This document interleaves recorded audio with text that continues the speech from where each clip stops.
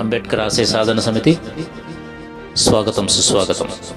భారతదేశపు మొదటి మహిళా స్వాతంత్ర్య సమరయోధురాలు బేగం హజరత్ మహల్ గురించి ఈ వీడియోలో తెలుసుకుందాం. బేగం హజరత్ మహల్ చిన్నతనంలో ఆమె పేదరికం కారణంగా ఆమె తల్లిదండ్రులు రాజా ఏజెంట్లకు అమ్మబడ్డారు. త్వరలో ఆమె ఒక కవాసిన్గా రాజ అంతఃపురంలోకి ప్రవేశించినందున వృత్తిరీత్యా వేశ్యగా మారింది. అక్కడ ఆమె పారీతో పదోన్నతి పొందింది. మహేక్ పారీ అని పిలువబడింది.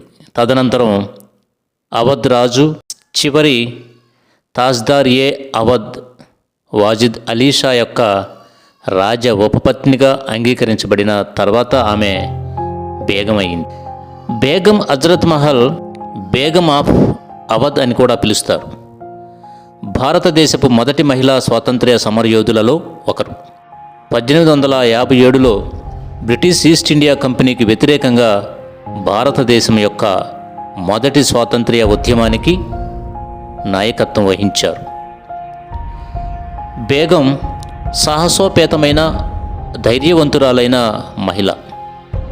అవధ్ యొక్క ఏకైక ప్రధాన మహిళా నాయకురాలిగా చరిత్రలో తన స్థానాన్ని గుర్తించింది. ధైర్యరాణి తన జీవితంలో అనేక ఇబ్బందులు ఉన్నప్పటికీ బ్రిటిష్ వారికి లొంగిపోలేదు. నేపాల్లో ఆమె ప్రవాస సంవత్సరాలలో బ్రిటిష్ రాజును ప్రతిఘటించడం కూడా కొనసాగించింది. 1820లలో మహమ్మదీ ఖానంగా జన్మించిన ఆమె ఫైజాబాదులో తర్వాత అవధ్లో ఇప్పుడు ఉత్తరప్రదేశ్లోని పేద సయ్యద్ కుటుంబం నుండి వచ్చింది. మహేక్ పారీ అని పిలువబడింది. తదనంతరం అవధ్ రాజు చివరి తాజ్దార్ అవధ్ వాజిద్ అలీ షా యొక్క రాజ ఉపపత్నిగా అంగీకరించబడిన తర్వాత ఆమె బేగం అయింది. హజరత్ మహల్ అనే బిరుదు ఆమెకు వారి కుమారుడు అవధ్ యొక్క రాజవారసుడు బిర్జిస్ ఖాదర్ పుట్టిన తర్వాత ఇవ్వబడింది. 1856లో ఈస్ట్ ఇండియా కంపెనీ అవధ్ రాష్ట్రంపై నియంత్రణ సాధించింది. నవాబును బలవంతంగా లొంగు తీసుకుంది. బేగం హజరత్ మహల్ యొక్క నిరసనలు ఉన్నప్పటికీ నవాబు కట్టుబడి మరియు కలకత్తాలో బహిష్కరణకు పంపబడ్డాడు. ఆమె బ్రిటిష్ వారికి వంగిపోవడానికి నిరాకరించింది. అవధ్పై తన నియంత్రణను తిరిగి పొందాలని నిర్ణయించుకుంది.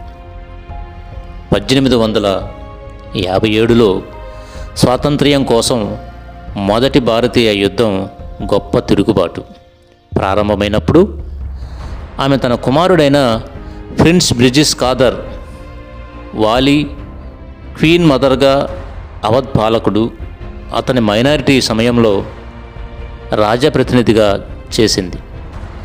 లక్నోలో తన కుమారుడితో కలిసి కంపెనీతో సాయుధ పోరాటానికి దిగడంతో ఆమె అవధ్ విప్లవ రాష్ట్ర వ్యవహారాలను చూసుకుంది. 1857 భారత విప్లవం సమయంలో బేగం హజరత్ మహల్ యొక్క 2 ప్రధాన ఫిర్యాదులు మసీదులు మరియు దేవాలయాలను ధ్వంసం చేయడం, కేవలం రోడ్లు వేయడానికి పందులు మరియు ఆవుల ఎముకలను కలిగి ఉన్న కొత్త గన్ పౌడర్ క్యాట్రిడ్జ్లను బలవంతంగా ఉపయోగించడం.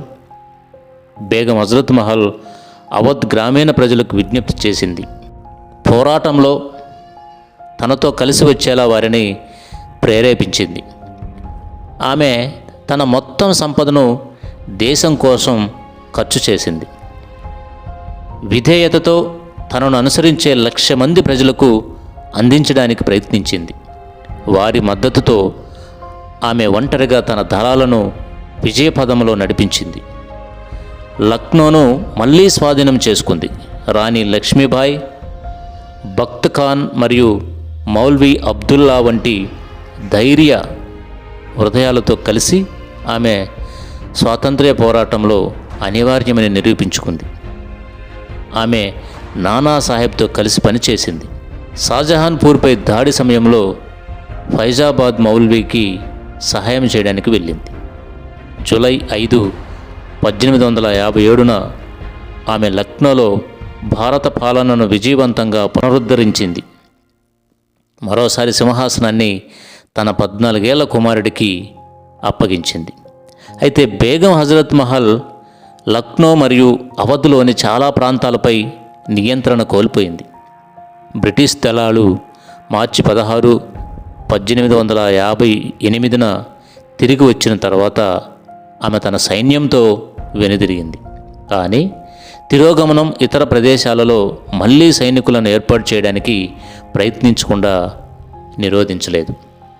అంతిమంగా 1859 చివరి నాటికి తేరాయిలో కొద్దిసేపు నివాసం ఉన్న తర్వాత ఆమె నేపాల్కు వలస వెళ్ళవలసి వచ్చింది.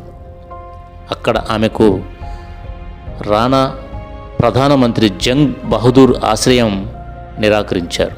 అయితే బ్రిటిష్ ప్రభుత్వం ఆమె కోసం డిమాండ్ చేసినప్పటికీ తరువాత ఉండడానికి అనుమతించబడింది. బ్రిటిష్ వారు అవధ్కు తిరిగి వచ్చి వారి కింద పనిచేయడానికి ఆమెకు భారీ పెన్షన్ ఇచ్చారు.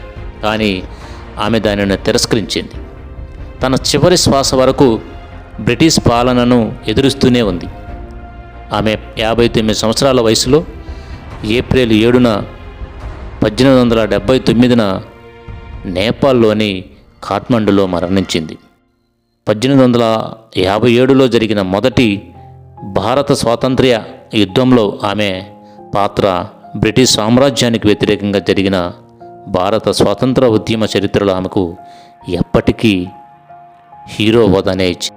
ఆమె మరణం తర్వాత 1887లో క్వీన్ విక్టోరియా జయంతి సందర్భంగా బ్రిటిష్ ప్రభుత్వం బిర్జిస్ ఖాదర్కు క్షమాపణ చెప్పింది.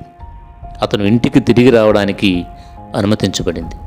బేగం హజరత్ మహల్ సమాధి జామా మసీదు సమీపంలో ఖాట్మండు సెంట్రల్ పార్కులో ఉంది.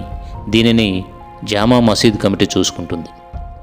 ఆగస్టు 15, 1962న బేగం హజరత్ మహల్ లక్నోలోని హజ్రత్ గంజ్లోని పాత విక్టోరియా పార్కులో 1857 మొదటి భారత స్వాతంత్ర్య ఉద్యమంలో ఆమె ఆదర్శప్రాయమైన పాత్రకు గౌరవించబడింది.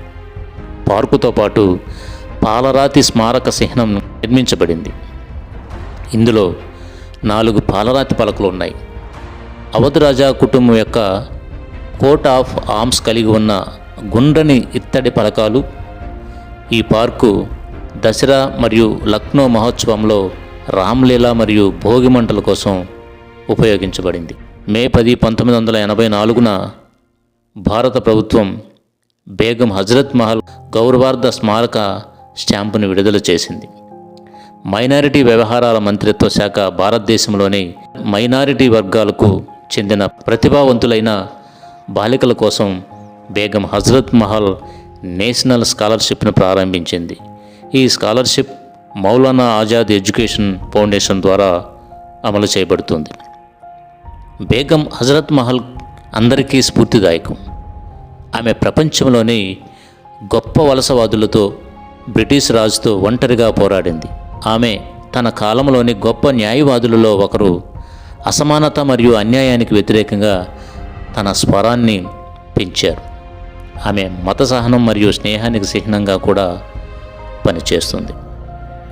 కాబట్టి భారతదేశంలో మొట్టమొదటి స్వాతంత్ర్య సమరయోధురాలిగా పేరుగాంచినటువంటి బేగం హజరత్ మహల్ గురించి ఈ వీడియోలో మనం తెలుసుకున్నాం. ఈ వీడియో మీకు నచ్చినట్లయితే లైక్ చేసి, షేర్ చేసి, సబ్స్క్రైబ్ చేసుకుంటారని కోరుకుంటూ మరెన్నో మంచి విషయాలతోటి మళ్ళీ మీ ముందుకు వస్తా. అంతవరకు జై భీమ్, బాయ్ బాయ్.